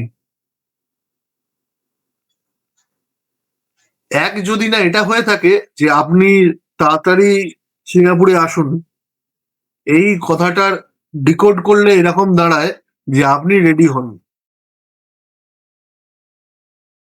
কোন একটা বিশেষ কাজে। এইটা যদি হয়ে থাকে তবেই একমাত্র মেজর স্বামীর কাছে রিজন আছে না আসার, নইলে কোনো রিজন নেই। উনি খোঁজও করেননি, মানে নেতাজি ফার্দার খোঁজও করেননি যে মেজর স্বামী এসছেন, আসেননি, কেন আসেননি। একটা ইম্পর্টেন্ট পার্সন, উনি খোঁজ করেননি। আচ্ছা, তো এরপরে আমি মানে সোজা চলে যাচ্ছি সাইগনে। মানে ব্যাংকক আসছেন সিঙ্গাপুর ছেড়ে 16 তারিখ, 17 তারিখ ব্যাংকক থেকে উঠছেন, সাইগনে আসছেন। সাইগনে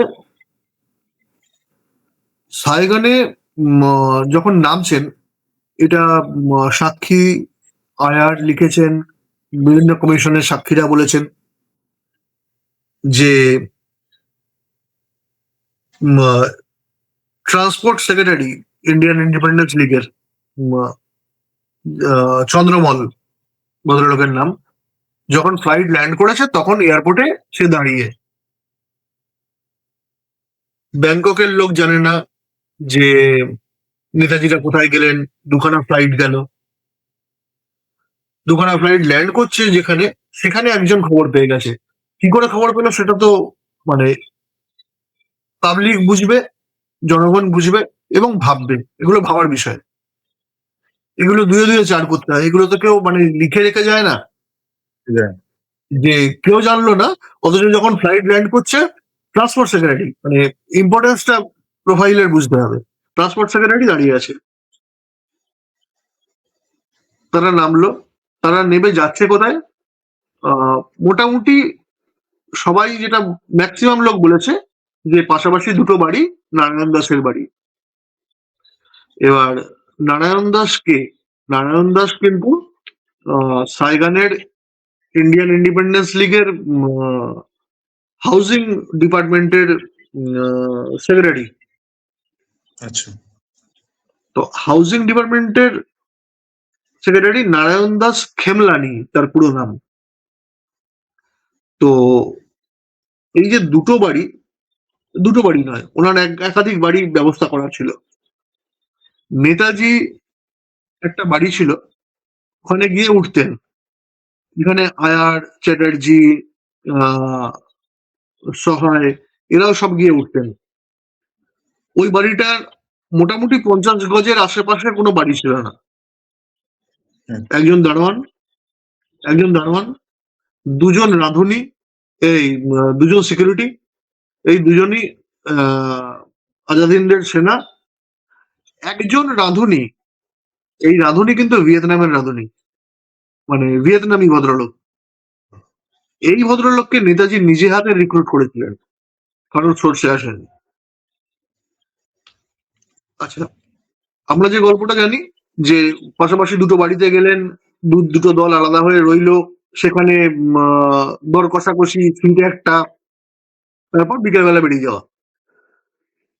এই যে বাড়িটার কথা বললাম, এই বাড়িটার যে দারোয়ান রমণীয় গোসাই, এই ভদ্রলোক একটা মানে যখন জবানবন্দি সাক্ষী দেন,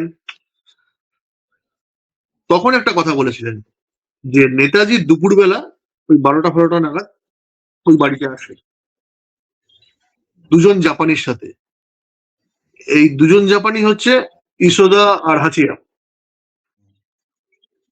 আসে, এসে খোঁজ করেছিল চ্যাটার্জির।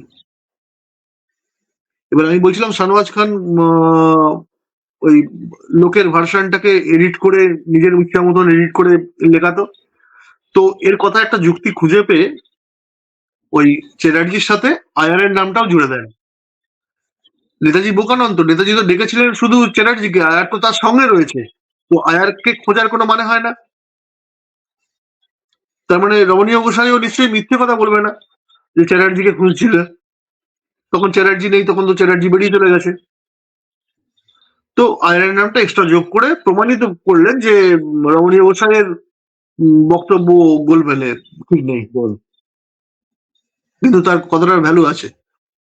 তো সেখানে লাঞ্চ করেন, লাঞ্চ করে উনি চলে যান, নেতাজি চলে গেলেন। এই বাড়িটাও কিন্তু নারায়ণ দাস খেমলানির নেওয়া।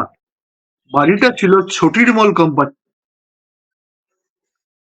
এটা লিজে নেওয়া ছিল নারায়ণ দাস খেমলানির on behalf of Indian Independence League. এবার মজা হচ্ছে, এর মাইল দেড়েকের মধ্যে আর একটা জায়গা ছিল, বাড়ি বড়, সেখানে একটা ছোট আর্ম ফোর্স ছিল, আজাদিন ফৌজেরই একটা পার্ট, ওকে। খুব ছোট একটা আর্ম ফোর্স কিন্তু ছিল। এগুলো আমি টুকরো টুকরো ঘটনা বলছি, দিয়ে তারপরে আমি জুড়বো জিনিসটাকে। এই আর্ম ফোর্স আর একটা বেতার বেতার কেন্দ্রও ছিল। প্লেন উড়ে গেল বিকেলবেলা, যে কাহিনী আমরা সবাই জানি। বাকিরা সবাই ফিরে এলো, নেতাজি হাবিব চলে গেলেন। রাত্রিবেলা তুরেনে নামছেন। এই তুরেনে রাত কাটানো, কোথায় কাটানো হয়েছে, তারা কি করেছে, পরদিন কখন বেরিয়েছে, সেই অতিরিক্ত ওজনের জন্য আহ, বন্দুক ফন্দুক সব খুলে নেওয়া, এই যে কাহিনী, এটাও প্রত্যেকে কন্ট্রাডিকশন। আর তাই হোক, তারপরে তাই হোক, তাই হুকুর গল্পটা তো পুরোটাই কন্ট্রাডিকশনে ভর্তি। এবার আমার মতে যেটা বক্তব্য আমি বলছিলাম যে বিমান দুর্ঘটনা তো ঘটেনি, যেটা হয়েছিল সেটা হচ্ছে ওখানে বসিয়ে হাবিবুর রহমান, ইউসিমি এবং আদার্স যারা সাক্ষী দেওয়ার মতো ছিলেন, তাদেরকে এই টাডা এবং তেরাউচি বাহিনীর কিছু লোক রীতিমতো ট্রেন করেছেন ব্রিফ 3-4 দিন করেছিলেন কি ধরে, করে? একদম, যে এই ভার্সনের বাইরে তোমরা যাবে না। যারা গেছে, যেরকম ইয়োশিমি, ওই কাটাকানা ইচিরোকুড়া এই এই এই ঝামেলায় উনি জড়িয়ে গেছেন। হাবিবুর একরকম রেখে গেছে মোটামুটি। এই পাখি পড়ানোর ট্রেনিংটা কোথায় কি হয়েছিল, কেউ যদি নিয়ে গিয়ে দেখাতে বলে জায়গাটা, তাহলে দেখাতে হবে। তার জন্য তাইহুকু যাওয়া, তাইহুকুতে প্লেন ওইভাবে দাঁড়ায়নি। আচ্ছা, okay. আচ্ছা, নেতাজি নেতাজি স- ছিলেন কিন্তু সাইগানেই। প্লেন উড়ে গেছে, সবাই দেখলো, বলবে আমরা কি মিথ্যে দেখেছি? মিথ্যে দেখেনি, প্লেন উড়ে গেছে, সবাই ফিরে এসছে বাকিরা। প্লেন কিন্তু ঘুরে আবার ব্যাক করেছে। এর মধ্যে এই যে সাক্ষীরা কোথায় গিয়ে উঠলেন, প্রথম যখন ব্যাংকক থেকে এসে কোথায় উঠলেন, এই কথাটা সবাই বলেছে নারায়ণ দাসের দুটো বাড়ি পাশাপাশি, সেখানে গিয়ে আমরা ভাগাভাগি করে উঠলাম, এত জায়গা ছিল না বলে। ইসুদা বলছেন যে লীগের সভাপতির বাড়িতে উঠেছিল নেতাজি, বাকিরা অন্য একটা বাড়িতে। এই ভার্সনটা ম্যাচ করে। যদি অন্য বাড়িতে থাকে, তাহলে নেতাজি কোথায় যাচ্ছে কি করছে এটা জানার কারোর পক্ষে সম্ভব নয়। এই দর কষাকষিটা গিয়ে ওই ওই বাড়িটা যেখানে সবাই রয়েছে সেখানে হয়েছিল নাটকটা। কিন্তু তার আগের ঘটনাটা, এবার সাইগনের লীগের সভাপতি কে? লিওন প্রচন্ডি। হুম। লিওন প্রচন্ডি নিজের বাড়িটা অব্দি ছেড়ে দিয়েছেন, সমস্ত কিছু। নেতাজি সেখানে গিয়ে উঠতেন, কিন্তু যেহেতু সদর দপ্তর ছিল, উনি ওখানটা অ্যাভয়েড করতেন, নিজের রেস্ট হাউস হিসেবে ওই যেখানে ছোটিরমল অ্যান্ড কোম্পানির বাড়ি যেটা, সেইটা ইউজ করতেন। ওখানে উঠে তারপর গেছেন। তো ওই ফ্লাইট যখন আবার কাম ব্যাক করলো সাইগানে, এসে তিনি আবার গিয়ে লিওন প্রচন্ডের বাড়িতেই ছিলেন। ওনার কাছেই যা হাল হদিস এবং রাহা খরচ হুম। ওনার কাছ থেকে কালেকশন। এবার বুঝতে হবে, অন্য একটা জায়গায় যাচ্ছেন, সেখানে হিউজ খরচা। একটা দেশে একটা রাষ্ট্রপ্রধান গিয়ে আশ্রয় নেবে, সেখানে মেবি একটা আর্মি তৈরি করতে হবে, মেবি আবার অ্যাটাক করবেন, এইরকমই একটা প্ল্যান। তো তার জন্য হিউজ খরচা, সেই টাকা বা সোনা তাকে নিয়ে যেতে হবে। তো তিনি সঙ্গে করে নিয়ে যেতে পারেন না, হাতে করে তো বয়ে নিয়ে যাওয়া সম্ভব নয়, আর একটা ফ্লাইটে এটা নিয়ে যাওয়া অসম্ভব। তো উনি কি করলেন, এটা কিছু সিক্রেট মেসেজ আদান প্রদান হয়েছে ইউএসএ গোয়েন্দা বিভাগ, ইউকে গোয়েন্দা বিভাগ, ইন্ডিয়ার এই ত্রিঙ্কোমালি থেকে, মালাক্কা থেকে, সরি, যে একটা প্লেন দেখা গেছে। পরবর্তী ক্ষেত্রে জানা যাচ্ছে যে এই স্যালি 97B, যেটা শ্রীদেবী আর নেতাজি ছিলেন, এই প্লেনটার কথা 18ই আগস্টের পরে, যে এটা একবার দেখা গেছে টিএন সিং হারবিন, মানে চায়নার পার্টে দেখা গেছে, সেখানে প্যারাট্রুপার নেমেছে কিছু, 3জন প্যারাট্রুপ করেছে।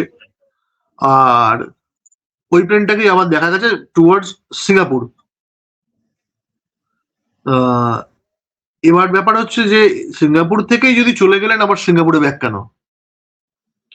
তো ব্যাপারটা সিঙ্গাপুরে ব্যাক এই কারণে, সিঙ্গাপুরে একটা শুধু তো এমনি দেশ বা শহর নয়, ওটা একটা বন্দরও বটে। কেপল বলে একটা বন্দর আছে ইস্ট সিঙ্গাপুরে। তো গল্পটা এরকম ছিল যে লোকে জানলো উনি সাইগন চলে গেছেন, যে সাইগন ছেড়ে তুরেন হয়ে তাইজুকু গেছেন, প্লেন ভেঙে পড়বে। তখনও খবর রটেনি। উনি সিঙ্গাপুর আসছেন বিশেষ কোনো কাজে, কেউ জানে না, সঙ্গী শুধু জাপানিরা। উনি যখন আসছেন, জাপানিদের সঙ্গেই আসছেন। উনি নামছেন সিঙ্গাপুরে। মেজর স্বামীকে যে কোড পাঠিয়েছিলেন একদম দিনক্ষণ মেনে, মেজর স্বামী কিন্তু ওই লুইগি দোরেল্লি বলে একটি জাহাজে, সাবমেরিনে, মালবাহী সাবমেরিনে সোনা লোড করে ডিসপ্যাচ করে দেন। এই লুইগি দোরেল্লি এটা ইটালিয়ান সাবমেরিন ছিল, one of the biggest submarine. ওইটা ঘুরে সিঙ্গাপুরে কেপেলে আসে। এই কেপেল বন্দরে নেতাজিকে ড্রাইভ করে নিয়ে গেছিল একজন ড্রাইভার, তো কাজু হিকো। তো এই ভদ্রলোক ওনাকে নামায়, ওনার সাথে জাপানি এক ভদ্রলোক জেনারেল ছিলেন। নেতাজি এবং সেই জেনারেল নেমে যান। নামার সময় নেতাজি দুটো তরোয়াল, জাপানি তরোয়াল গিফট হিসেবে কাজু হিকোকে দেন। উনি চলে যান, দিয়ে বলেন যে এতক্ষণ ওয়েট করবে, যদি আমাদের না আসি তাহলে তুমি চলে যাবে। খানিকক্ষণ ওয়েট করার পরে দেখতে পাইনি, ও ব্যাক করে চলে যায়। তো নেতাজি সেখান থেকে ফেরেন, যেটা বিপ্লবীদের হয়, যে পথে আসা সে পথে যাওয়া নয়। তো উনি অন্য রাস্তা ধরে, ফ্লাইট ধরে আবার ব্যাক করছেন সাইগানে। কেপেল বন্দরে ঘটনাটা কি ঘটলো তাহলে? কেপেল বন্দরে ঘটনাটা ঘটলো, সাবমেরিন এসে দাঁড়াচ্ছে, উনি জাস্ট তদারকি করছেন, এবং ফাইনাল মানে উনি এবার আলটিমেট জায়গায় জার্নি শুরু করতে পারেন। জিনিস রওনা হয়ে গেছে, উনি রওনা হলেন। মানে উনি ওই সাবমেরিনে গেলেন না? না, উনি কিন্তু ফ্লাইট ধরেছেন, সাবমেরিন আলাদা যাবে। এর কারণ আছে, কারণ ইনকেস যদি সাবমেরিনটা ধরা পড়েও, উনি বেরিয়ে যাবেন, টাকা নেই, এই টাকাটা তো ওনার কাছে ছিল না, জোগাড় হয়েছে, তো ওটাকে উনি অন্য কোনো ভাবে জোগাড় করবেন। তো দুটো আলাদা পথে। সাবমেরিনে এই লুইগি দোরেল্লি গেছে। পরবর্তী ক্ষেত্রে ভ্লাদিভস্টকের কাছে মার্কিন ইউএস এর একটা ফাইটার প্লেন এটাকে ডিটেক্ট করে, কিন্তু কিছু মেসেজ হেডকোয়ার্টারে পাঠাবার আগেই লুইগি দোরেল্লি গুলি করে ওটাকে মানে ধ্বংস করে দেয় প্লেনটাকে। তো দিয়ে ভ্লাদিভস্টকে, মানে যেটা হয়েছিল, ডাম্প করা হলো, ওই সোনাটাকে ভ্লাদিভস্টকে ডেলিভারি করা হয়, এবং লুইগি দোরেল্লি ব্যাক করে জাপানের কোবে বন্দরে সম্ভবত ব্যাক করে চলে আসে 2 তারিখ, মানে যখন জাপান সারেন্ডারে সই করছে তখন ও ভালো ছেলের মতো ব্যাক করে চলে এসছে। আচ্ছা। আর নেতাজি কি করলেন, তো উনি ওখান থেকে কিন্তু সাইগান, দালাত, তেরাউচির যেখানে দপ্তর, এখানে এইখানে ভাগাভাগিটা হয়। মানে এই দালাতে যারা জীবিত তারা একটা প্লেনে চলে গেছেন তাইহোকু, হুম। যারা মারা যাবেন, ঘোষিত হবেন মারা গেছে বলে, তারা আর একটা প্লেনে। এই টিমটা, এই 6 জনের টিমটা ওই টিএন সিং হারবিন এই অঞ্চলে একবার টহল মারে, যেখানে 3 জন নাবে। এই 3 জন নেবে, এদের লক্ষ্য হচ্ছে দাইডেনের, এইখান থেকে দাইডেন এই জায়গাটায় বিভিন্ন মেসেজ পাঠিয়ে এরা দাইডেনে গিয়ে ওয়েট করবে, জায়গাটার পরিস্থিতিটা বুঝবে, দিয়ে খবর পাঠাবে দালাতে যে সব ওকে, আপনি আসুন। এবার এরা গিয়ে সেখানে নামবে, নেতাজিকে দাইডেনে ছেড়ে দেওয়া হবে। দাইডেনে সিধেই নেতাজি, এই কথাটা আপনি মনে করুন স্যামুয়েল জৈনের চিঠি, যেটা নেহেরু টাইপ করতে বলেছিলেন, যে একটা জিপে 4 জন বসে চলে গেলেন, ফ্লাইটটা বেরিয়ে চলে গেল, এতে প্রচুর সোনা এর সাথেও ছিল। নেতাজি তো নিজেও কিছু সোনা নিয়ে গেছিলেন। তো এইভাবে উনি দাইডেনের মধ্যে দিয়ে সোভিয়েত অকুপাইড টেরিটরিতে ঢুকে দিলেন। এবার কেন উনি দাইডেন আর ভ্লাদিভস্টক সোনা, তো এই সোনাটা যাবে কোথায়, মানে উনি মিট করবেন কোথায়, আর সোনাটাই বা কোথায়? ভ্লাদিভস্টক মানে হচ্ছে একদম মানে বর্ডার, রাশিয়ান বর্ডার শেষ। আর মানে ওনাকে যেতে হলে অ্যাটলিস্ট সাইবেরিয়া, মস্কো এসব জায়গায় যেতে হবে। তো এই এতটা ডিস্টেন্স কিভাবে কভার হবে? তো সেই সময় বেস্ট ওয়ে হচ্ছে ট্রান্স সাইবেরিয়ান রেলওয়ে। ওখানে চিন্তার আর কোনো জায়গা নেই যে ব্রেক করতে হবে, মাল ট্রান্সফার কিভাবে হবে। ওখানে উঠলে সোজা এই ট্রেন লাইন ভ্লাদিভস্টক থেকে মস্কো এক টানা যাবে, কোনো মানে বাধা নেই, কোনো রকম কাট নেই। এবার কোথায় নেমেছিল সেটা তো পরের প্রশ্ন। এবার আমি এই কথাটা কেন বলছি, যে নেতাজি সোভিয়েট চলে যাচ্ছেন, সোনা নিয়ে যাচ্ছেন, তো একটা লোক কিভাবে এই কাজগুলো করবে? মানে যখন নেতাজি জার্মানি পৌঁছন ভারত ছেড়ে, তখনও এমিলিকে ডেকেছিলেন, এমিলি সেন্কেলকে। একজন অন্তত স্টেনোগ্রাফার হলেও তার লাগবে, কাউকে ছাড়াই উনি চলে গেলেন। তো একটা কথা চলে, এটা মানে সিনেমাতে ইউজ হয়, যে বোথ ইজ নেভার অ্যালোন। তো সত্যি উনি কিন্তু অ্যালোন ছিলেন না। পরবর্তী ক্ষেত্রে যখন এই ব্রিটিশ পুলিশ, গোয়েন্দা সব হন্যে হয়ে আজাদিনদের লোকজনকে জেরা করছে, খুঁজছে, তখন দেখা গেল এক ভদ্রলোক ছিলেন, lieutenant V K J Nair. উনি আজাদিনদের যে প্রোপাগান্ডা বাহিনী ছিল আর্মির, ওই মাইকে করে অ্যানাউন্স করতো যে তোমরা ভারতীয় হয়ে কেন ব্রিটিশদের সাহায্য করছো, তোমরা আমাদের দলে এসে যোগ দাও। তো এই প্রোপাগান্ডা যিনি করতেন, কমান্ডার যিনি ছিলেন একটা প্রোপাগান্ডা বাহিনীর, ভি কে জে নায়ার, তিনি জয়েন করেছিলেন কিন্তু স্টেনোগ্রাফার হিসেবে। মানে প্রোপাগান্ডা বোঝেন, মানে প্রচার ব্যাপারটা বোঝেন, স্টেনোগ্রাফার সেই হিসেবে ওনার চাকরি। আবার একটা বাহিনীর কমান্ডার ছিলেন, মানে physically quite enough good fitness. তো ইনি ব্যাংককে ছিলেন পোস্টেড। যখন 45 যুদ্ধের পর যখন ব্যর্থ হলো বার্মা ফ্রন্ট, তখন সবাই ব্যাক করলো, উনি ব্যাংককে লোকেটেড ছিলেন। পটাসডাম কনফারেন্সে যখন যে সময়ে স্ট্যালিন বলে দিচ্ছে ইউএসএ কে যে জাপান সারেন্ডার করতে চাইছে, রেডি টু সারেন্ডার, আমাকে মিডিয়েটর হিসেবে চাইছে, মানে তখন জাপান সিদ্ধান্ত নিয়ে নিয়েছে আমি সারেন্ডার করবো, যেটা আমি বলছিলাম সুতোগুলো জুড়বো, এই জুড়ছে এবার। জাপান সিদ্ধান্ত নিয়েছে। সেই সিদ্ধান্তটা যদি নেতাজি না জানতো, তো এই লোকটা হঠাৎ করে সাইগানে ট্রান্সফার হতো না। এবার বলবেন ট্রান্সফার হলো তো কি হলো? এই লোকটা কিন্তু ওখান থেকে এই 18ই আগস্টের আশেপাশের সময় জাস্ট ভ্যানিশড, কোনো ট্রেস নেই। ও। তার মানে নেতাজি একা গায়েব হয়ে যায়নি। এরপরে ওরা খুঁজতে খুঁজতে আরেকজন ইম্পর্টেন্ট লোকের সন্ধান পায়, সিএসডিআইসি মানে গোয়েন্দা ডিপার্টমেন্ট, যেটা গুপ্তচর গোয়েন্দা বিভাগ ব্রিটিশদের, লেফটেন্যান্ট মজুমদার।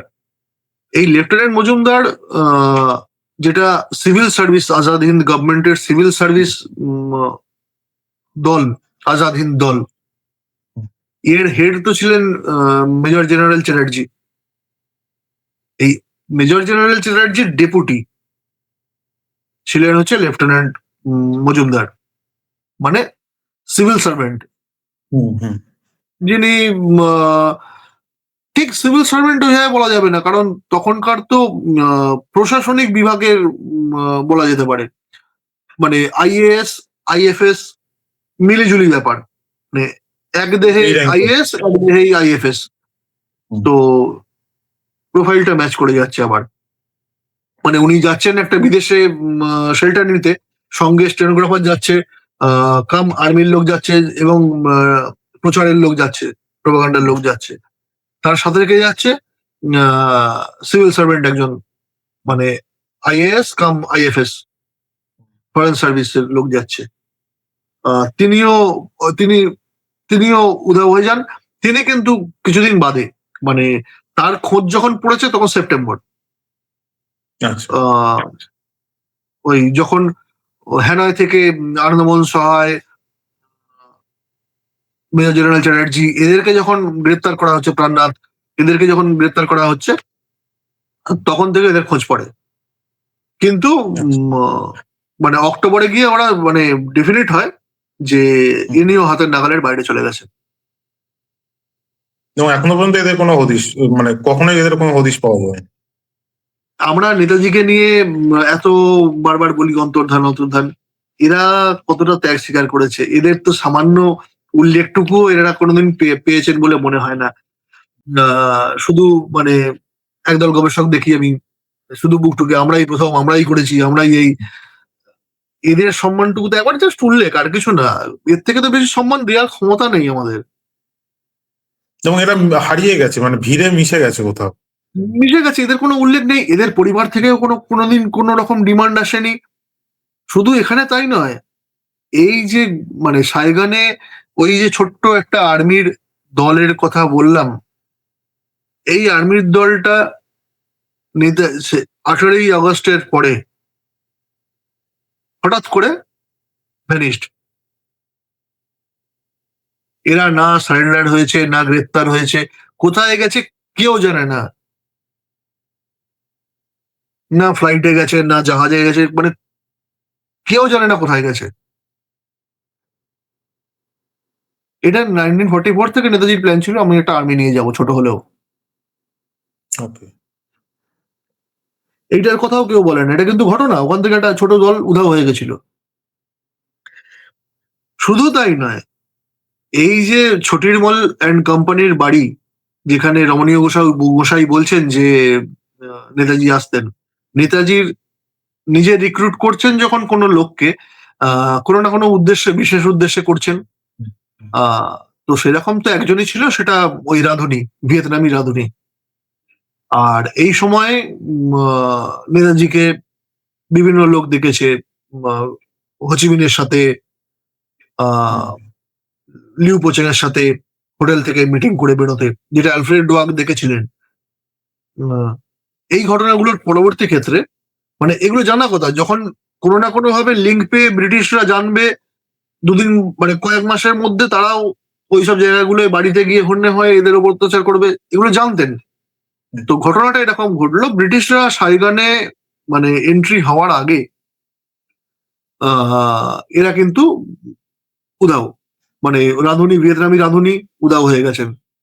পরবর্তী ক্ষেত্রে ওইটা কিন্তু একটা হতে পারে তার মানে কিছু ট্রেস রয়ে গেছিল, যেটা ব্রিটিশরাও উদ্ধার করতে পারেনি।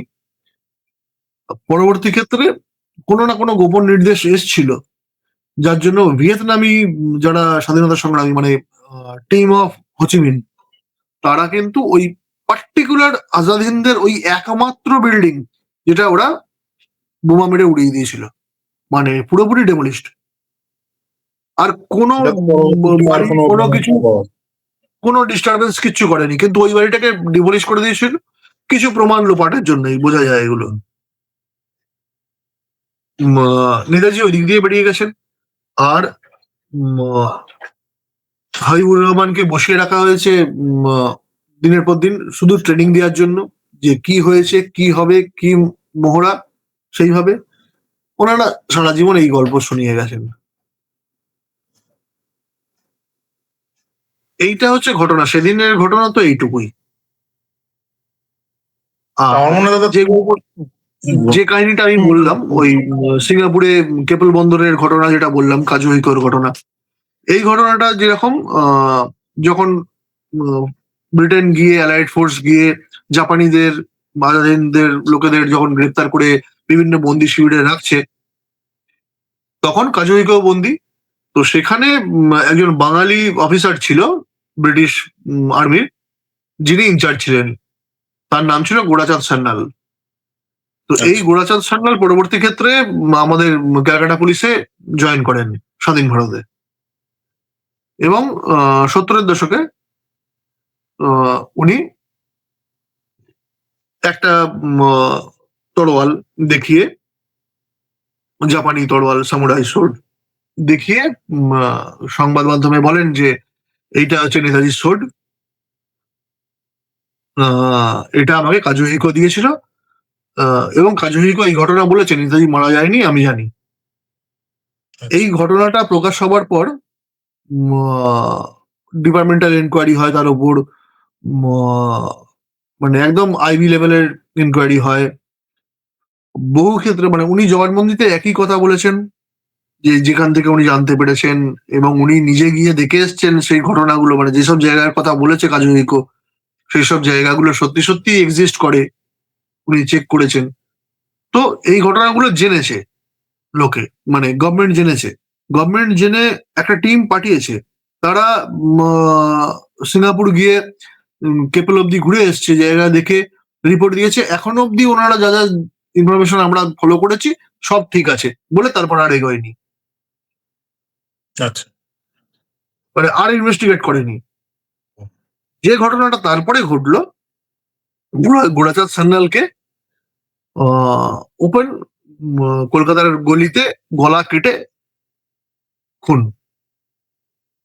আচ্ছা তো সেই সময় নকশাল পিরিয়ড, নকশালদের উপর দিয়ে গল্পটা চালিয়ে দেওয়া গেল যে নকশালরা মেরে দিয়েছে।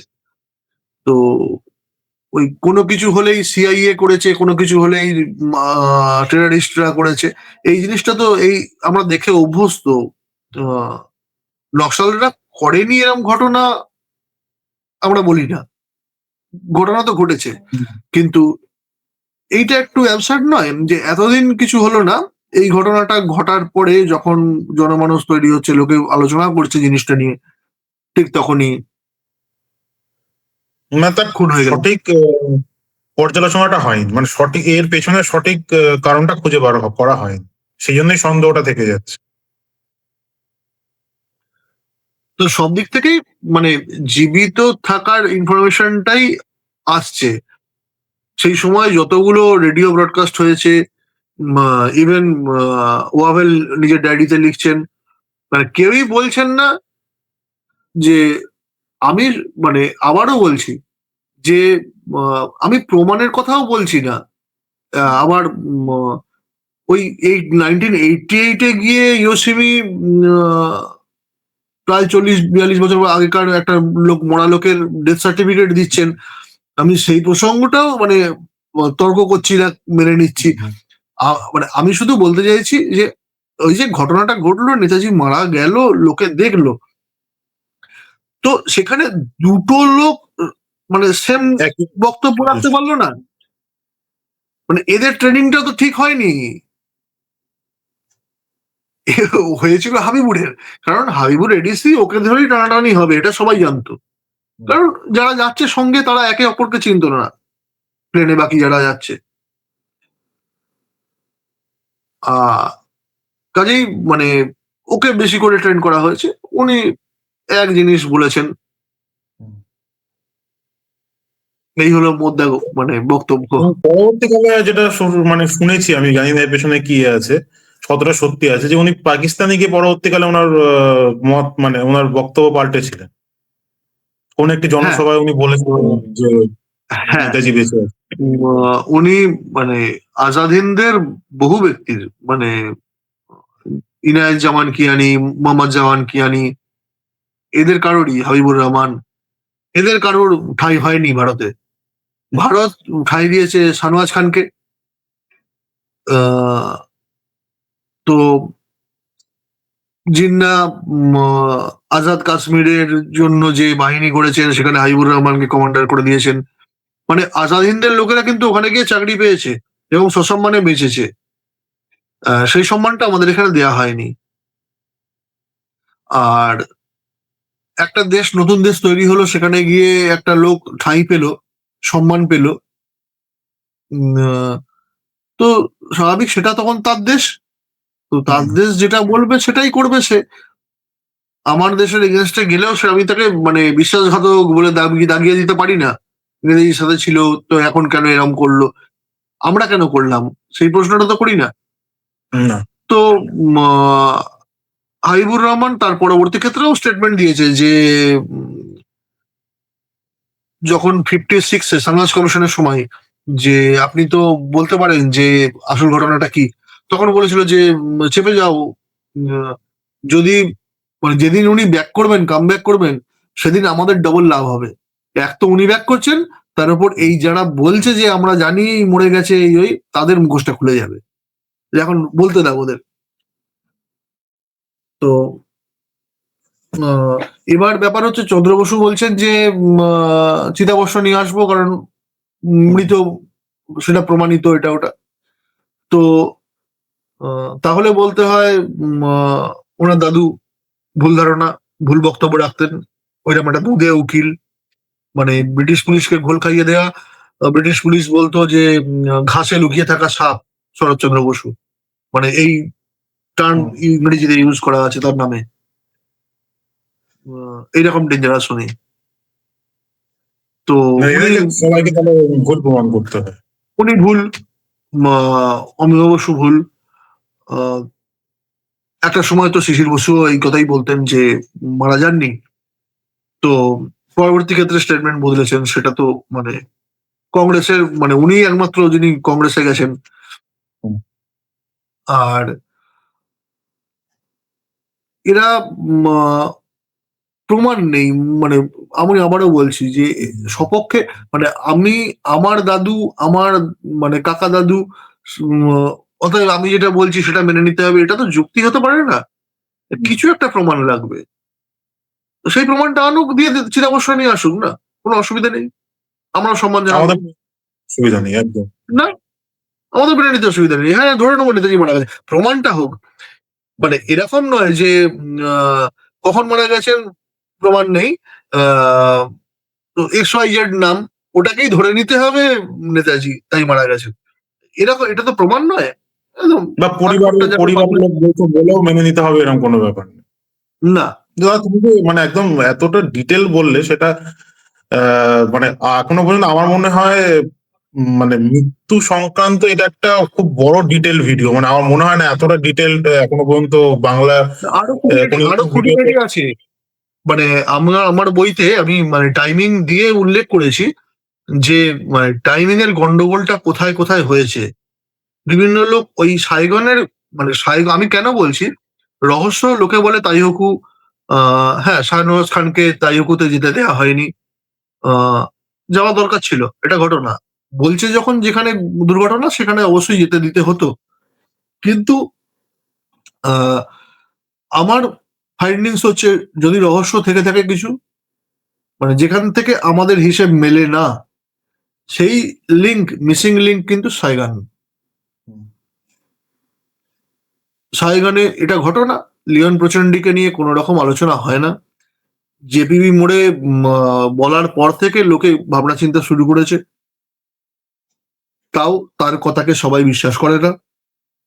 কিন্তু একদমই। আমি শুধু বিশ্বাস করি না, লোকটা বলা হয় ভদ্রলোক অত্যাচারে পাগল হয়ে গেছিলেন। এবার উম, ব্যাপারটা হচ্ছে নেতাজি এমন একটা লোক, এনার সংস্পর্শে থাকা লোকগুলো হচ্ছে মাস্টার দা, বিনয় বাদল, মানে দীনেশ, এরা সব বেঙ্গল ভলেন্টিয়ার্স এর লোকজন তো। তো সত্যবক্সী, হুম, তো এই লোকগুলো কিরকম ডেঞ্জারাস ছিল। আহ, তো এইরকম ব্যক্তির সংস্পর্শে থাকা লিওন প্রচন্ডি কতটা প্রভাবিত হয়েছিলেন যে নিজের বাড়িটা মানে পুরোটা এই উৎসর্গ ছেড়ে করে দেয়া, এটা একটা বিশাল বড়, কতটা প্রভাবিত হয়েছেন। তো আহ, তার কাছে যদি ইনফরমেশন থেকে থাকে, তিনি হয়তো এটা খুব অভিনয় করেই আশ্চর্য গেছেন। হবো না, হুম, উনি অভিনয় করে বেরিয়ে গেছেন। এবং অভিনয়টা মানে কতটা আত্মত্যাগ ভাবুন। উনি শুধু গোয়েন্দা পুলিশের কাছেই করেননি, হুম, উনি মানে অভিনয় করলেও আশ্চর্য হব না।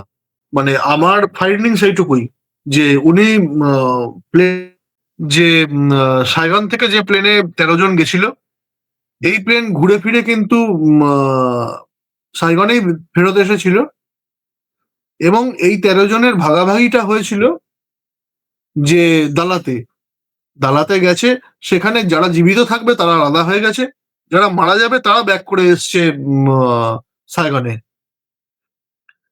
যারা জীবিত তাদেরকে নিয়ে তাইহোকু যাওয়া হয়েছে, সেখানে ট্রেনিং হয়েছে, তাদেরকে শিখিয়ে দেওয়া হয়েছে, সেই অনুসারে তারা কাজ করেছে। তো দাদা মানে মেনি মেনি মেনি থ্যাঙ্কস যে তুমি এতটা ডিটেলে পুরো ব্যাপারটাকে বললে। মানে এটা আমার মনে হয় মানে আমি আমার চ্যানেল বলে বলছি না, বাট এটা ফার্স্ট ভিডিও এরকম যাতে এতটা ডিটেল এই বিষয়টা নিয়ে আলোচনা হলো। তো দাদা অসংখ্য ধন্যবাদ, এবং অবশ্যই এটা কামনা করব যে তোমার রিসার্চ তো চলুক, এবং তার সাথে সাথে মানে এই যে একটা চক্রান্তই বলবো আমি যেটা চলছে, সেটা আমি কোনোদিনও অবশ্যই, সাকসেসফুল অবশ্যই। না। এবার এটা কোনো সাকসেসফুল না হয়, এবং অবশ্যই যদি এরকম কিছু করার চেষ্টা হয়, তাহলে আমরা তো এর এগেনস্টে প্রতিবাদে নামতেই হবে, কারণ এছাড়া অবশ্যই কোনো সবাইকে উপায় নেওয়া নেই। উচিত। তো ঠিক আছে দাদা, আজকের ভিডিওটা এখানেই শেষ করছি। ভালো থেকো, অসংখ্য ধন্যবাদ। তোমরা সব ভালো থেকো।